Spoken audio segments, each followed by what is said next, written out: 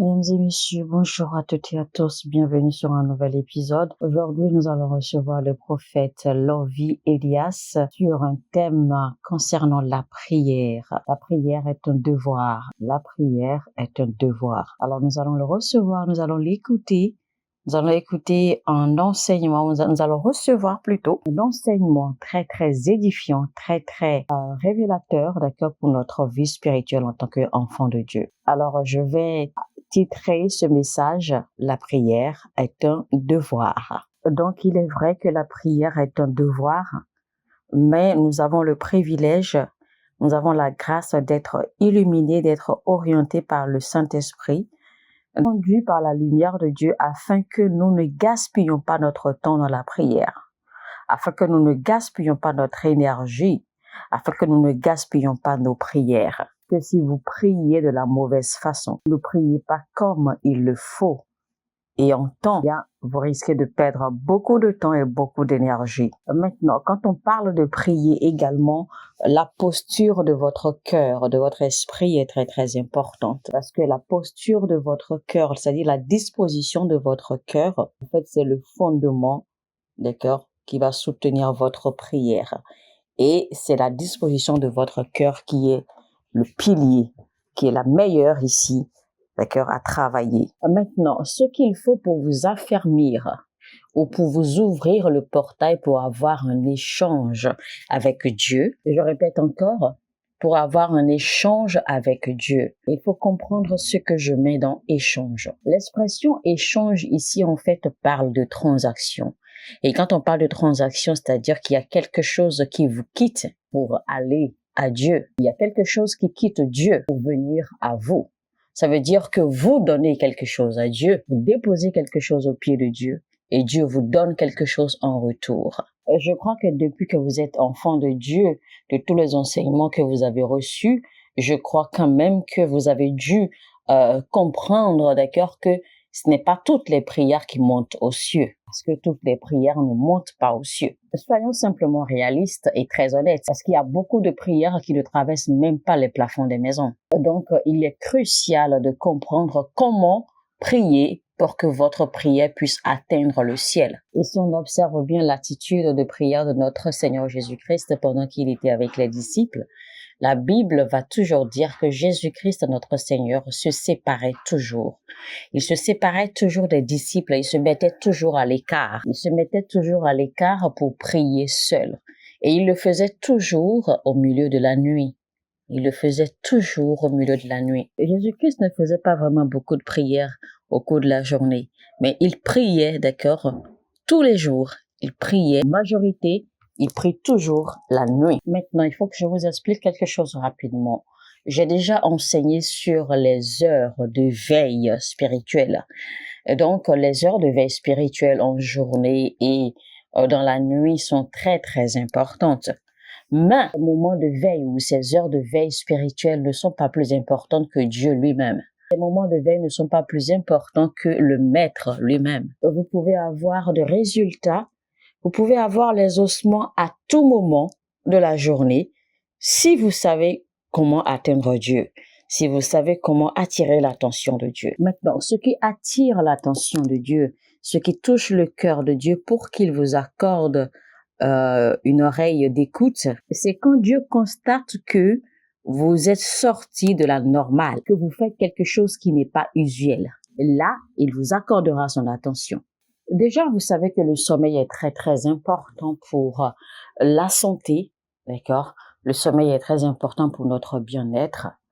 Maintenant, quand vous décidez, d'accord, de sacrifier vos heures de sommeil, vous décidez de sacrifier les moments qui sont prévus par le temps pour se reposer ou pour dormir normalement. Aux yeux de Dieu, c'est un grand sacrifice parce que vous avez choisi de sacrifier, d'accord, l'heure de sommeil, alors qu'en temps normal, c'est le moment prévu, d'accord, dans le temps dans les saisons, d'accord, pour dormir. Mais vous avez choisi sacrifier, d'accord, ce moment pour chercher sa face. Et donc, à ses yeux, eh bien, cela sera un grand sacrifice qui va compter beaucoup dans la balance.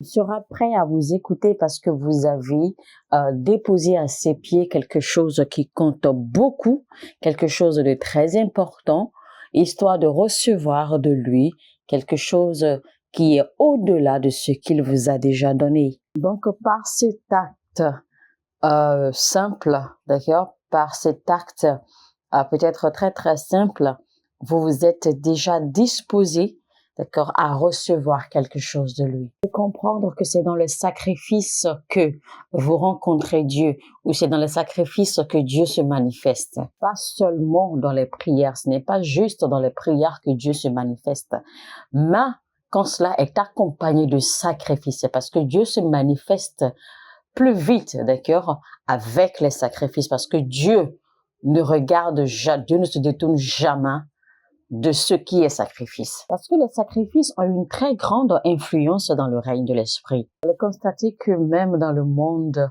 de l'occulte, eh bien, ils font beaucoup avec les sacrifices. Parce que c'est par les sacrifices qu'ils seront en mesure de vous donner quelque chose. Et ce sont les sacrifices en fait qui soutiennent ou qui sous-tendent d'accord leurs opérations. Parce que sans les sacrifices, ils ne peuvent pas opérer, ils ne peuvent pas fonctionner. Voilà pourquoi dans le monde occulte, eh bien chaque fois que vous allez demander quelque chose, d'accord, aux gens du monde occulte, ils vont toujours vous réclamer un sacrifice. Ils vont toujours vous réclamer un prix à payer. C'est ainsi que le spirituel fonctionne. Donc, il est très important, d'accord, de miser sur les sacrifices dans votre vie de prière ou dans votre vie de chrétien. Il est très important de miser sur les sacrifices. Et cela compte beaucoup pour Dieu et cela coûte assez pour Dieu également quand vous abandonnez, d'accord, quelque chose ou des choses dont vous avez besoin. Pas juste quelque chose que vous pouvez facilement donner et puis passer le temps, non. Mais quand vous déposez, quand vous sacrifiez, d'accord, quelque chose dont vous avez besoin pour votre bien-être, mais vous décidez de le sacrifier, d'accord, pour le temps de Dieu. Vous décidez de le sacrifier en faveur de Dieu, pour chercher sa face, pour communier avec lui, pour échanger avec lui. Eh bien, cela ne se perd jamais parce que Dieu considère cela énormément. En fait, je peux dire, Dieu ne joue pas avec cela. Et c'est ce que la Bible appelle chercher la face de Dieu de façon diligente. Parce que la diligence, en réalité, signifie que vous décidez, d'accord, délibérément de faire quelque chose et vous le faites de façon intentionnelle. Vous le faites de façon bien positionnée, bien prédisposée. C'est-à-dire, en fait, vous faites quelque chose de façon préméditée afin que vous ne manquiez pas, afin que vous ne ratiez pas votre objectif. Beaucoup parlent, d'accord, assez de consistance. Il est vrai, la consistance dans la prière, c'est une très bonne chose. Mais si vous êtes consistant dans la prière, que vous n'êtes pas diligent, eh bien, votre consistance va perdre du poids. Vous allez voir en fait que l'on explique beaucoup la consistance dans l'Église, mais on n'explique pas en réalité ce que c'est que la diligence.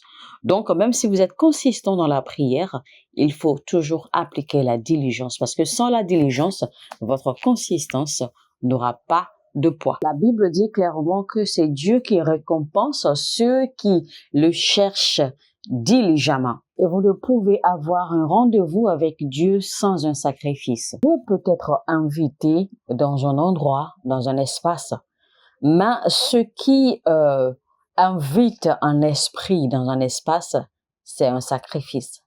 C'est les sacrifices qui invitent les esprits. C'est les sacrifices qui réveillent les esprits. Et c'est les sacrifices qui attirent les esprits. Donc, s'il n'y a pas de sacrifice, un esprit ne peut se manifester. Inclut l'esprit de Dieu. Dieu est esprit. Donc, quand on parle d'esprit, on parle de tous les esprits. Il faut vous poser la question suivante. Aussi puissant que Dieu soit, pourquoi Dieu a-t-il eu besoin de sacrifice avant de pardonner les péchés du monde? Ne pouvait-il pas nous pardonner simplement nos péchés?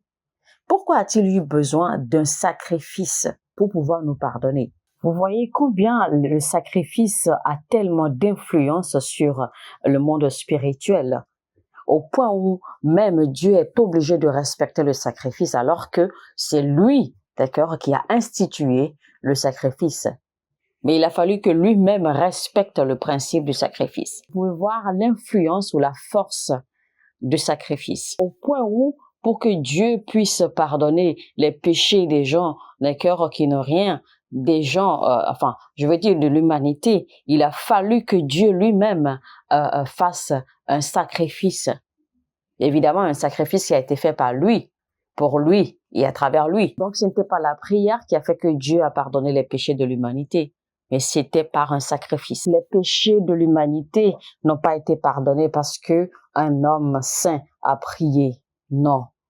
Mais les péchés ont été pardonnés parce qu'un sacrifice a été fait.